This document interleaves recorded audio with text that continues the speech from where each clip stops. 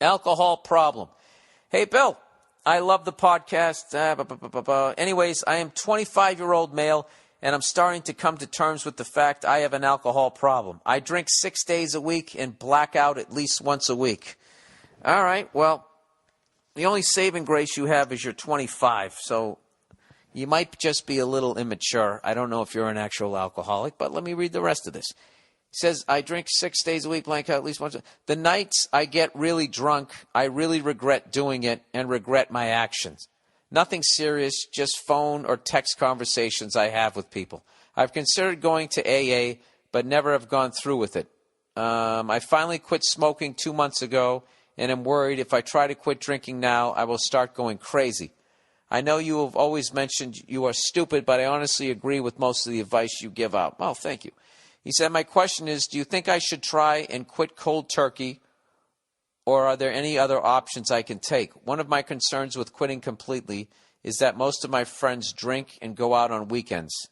And I don't want to risk losing all of my social life and seeing me friends. You got all Irish there. And seeing me friends. Appreciate the advice. All right, dude. All I can do is just tell you what has worked for me when I'm not drinking. And the first 2-3 days are brutal, because all you've gone is 2-3 days, and there's definitely that feeling of, well, if I drink now, I can start over again. I'm just trying to make up 3 days. But if you can get through the first 2-3 days, once you get to the fourth day, it's like, all right, I got a nice little streak going here. Like, I'm up to 6 days right now. And one of the hardest things to do is when you go out socially with people.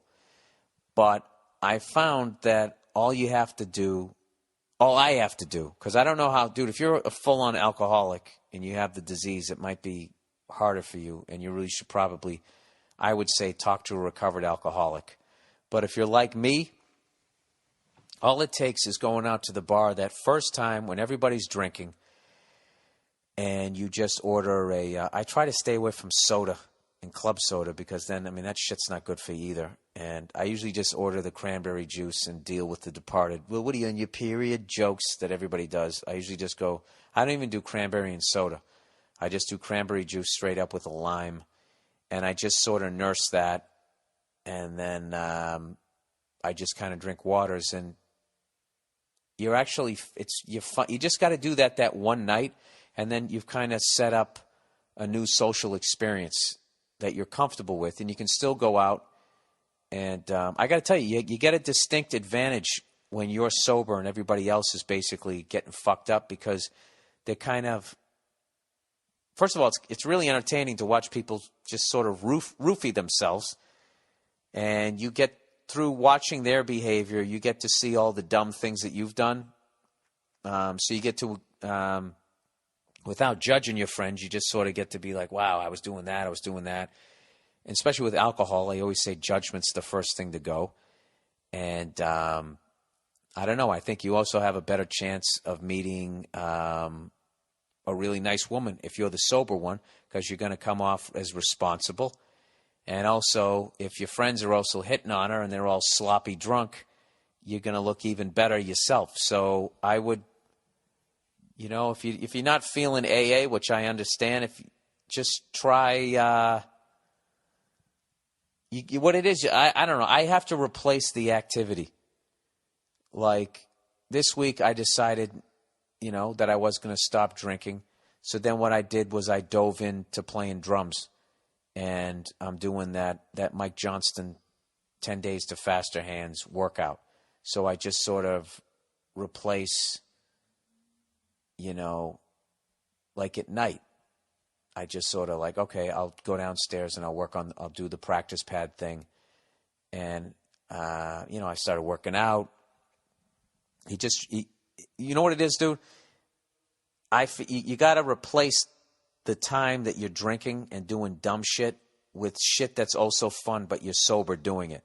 Because for me, it's like if I just don't drink and I'm just sitting around doing nothing, that's going to make me want to drink, because it's just like, well, I usually go out and drink and have fun right now. But if I'm actually doing something else, like went out and I saw a movie last night, You fill up the time. Dude, learn how to cook. There's all kinds of, you learn a fucking second language. There's all kinds of things, dude, that, like, basically you're in your 20s right now, and, you're trying to appeal to the opposite sex here. So, if you can add some shit to your game, you're going to move up in the draft. You're going to get a better woman here. If you're fucking bilingual, what woman doesn't like that? If you're sober and responsible, she's going to like that. Who knows? You learn to play a couple of songs on a flamenco guitar, you take her out on a fucking rowboat, you're in there. Bunch of great, nothing bad comes from becoming sober other than you are bored shitless, but your head gets smaller because you drop all that booze weight. I'm telling you, you won't regret it. You definitely won't regret it. But like I said, if you got the disease and that thing, you're going to need more professional help, and I would actually seek out a fellow alcoholic. And then I would use AA and all of that shit. I don't know. I'm just a control freak, and I don't like people telling me what to do. So I would have to use it in a way that worked for me. I'm not going to be standing down there smoking cigarettes, eating donuts, talking to those people with their yellow fingers and shit. Like, I couldn't do it that way. I got buddies of mine, they go, every once in a while, they'll go to a meeting, like the way I go to church every once a year, they'll do it. But whatever works for you. But nothing bad ever comes from cleaning up your act. So I hope that helps you. All right? Okay.